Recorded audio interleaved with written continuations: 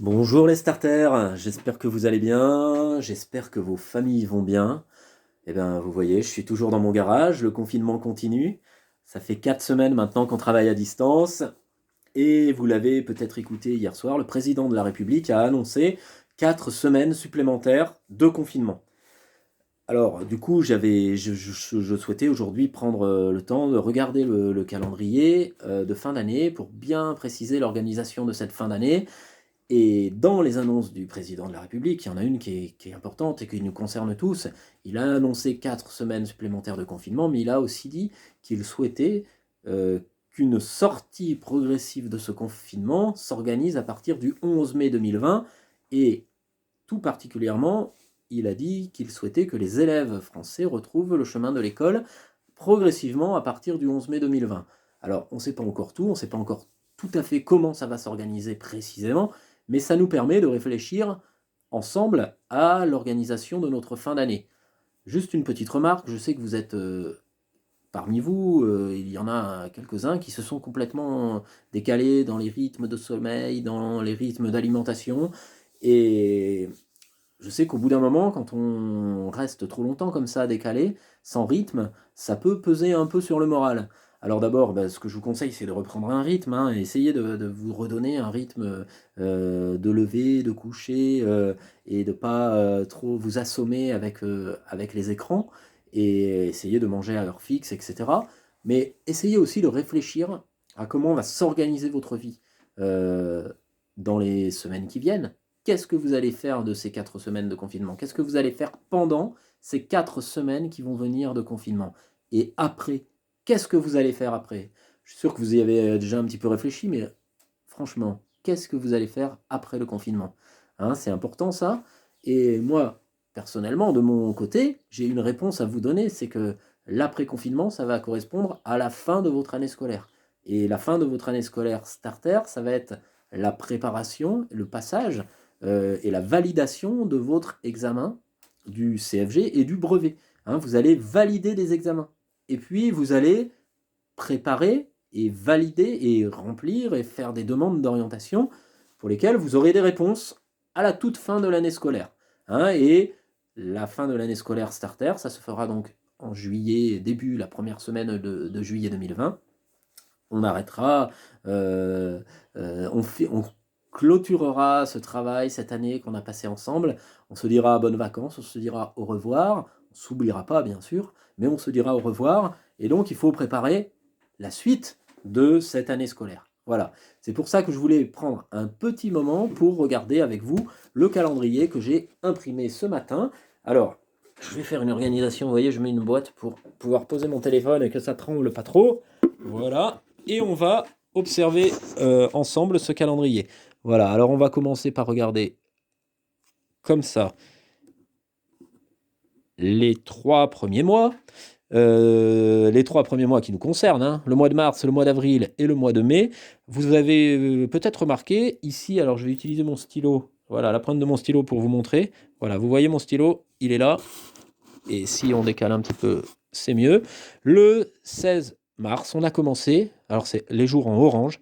Tous les jours en orange, comme ça, là, ici, et également en avril, c'est tous les jours qu'on a, euh, pour lesquels on a travaillé à distance ensemble. Hein. Depuis le 16 mars, on travaille à distance et on a travaillé à distance en vous envoyant du travail sur les semaines en bleu. Les semaines en bleu, c'est les semaines de travail à distance. OK? Et donc, en orange, c'est les jours effectués de confinement. Hein, et donc, on arrive comme ça au 14 avril, aujourd'hui.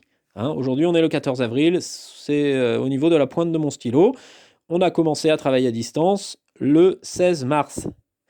Et cette première semaine de travail à distance, elle a été marquée, alors ça n'apparaît pas très bien parce que c'est écrit en gris, on a, lors de cette première semaine, effectué les conseils de classe du deuxième trimestre. Vous avez reçu vos bulletins, on a parlé ensemble de vos projets d'orientation, et depuis, on est dans le troisième trimestre avec des vidéos que vous recevez via la chaîne YouTube et des entraînements que vous nous adressez avec vos téléphones. Voilà. Et on arrive comme ça au 14 avril aujourd'hui. Alors vous voyez, le 14 avril, c'est juste après 3 jours de week-end, puisque c'était hier le jour férié du lundi de Pâques. Et donc, on a une petite semaine à faire ensemble de 4 jours avant d'être en vacances, hein. Et le 18, le samedi 18, vous serez en vacances. Vendredi, on pourra tous vous souhaiter de bonnes vacances de printemps. Alors, ce sera des vacances confinées, mais ce sera quand même des vacances et on va arrêter de vous envoyer pendant 2 semaines du travail. On va plus poster de vidéos de travail pendant 2 semaines. Par contre, pendant ces 2 semaines, tous ceux qui ont des démarches d'orientation, recherche d'apprentissage, des contacts avec l'IMT, avec la chambre de commerce, avec la chambre des métiers, il va falloir continuer vos démarches, hein. N'arrêtez pas de chercher vos apprentissages, ceux qui sont en recherche d'apprentissage, parce que c'est le moment, hein. Et même si les conditions sont difficiles, continuez, c'est comme ça que vous allez trouver. Après les vacances, on va se retrouver pour une semaine de travail à distance encore. Et ensuite, on aura un week-end de 3 jours, puisque c'est le 8 mai, le vendredi.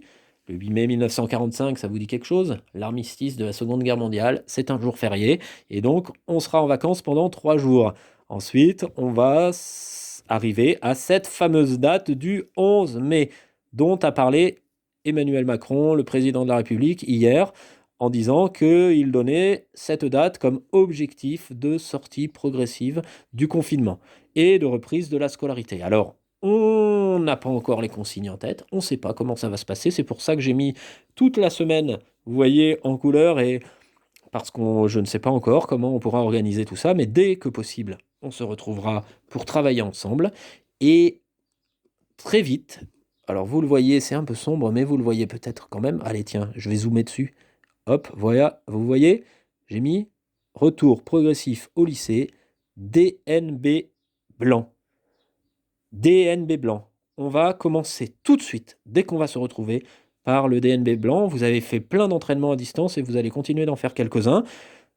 Il va falloir qu'on valide par une évaluation les compétences que vous avez travaillées, pour lesquelles vous vous êtes entraîné pendant ce temps d'entraînement à distance, pour qu'on puisse vous donner, vous valider votre brevet. On aura encore un petit peu de temps, hein, puisque, vous voyez, on va aller, alors j'ai écrit le DNB, je l'ai marqué sur la semaine du 22 juin, comme c'est la tradition. On ira jusqu'à cette semaine-là pour valider des compétences de brevet.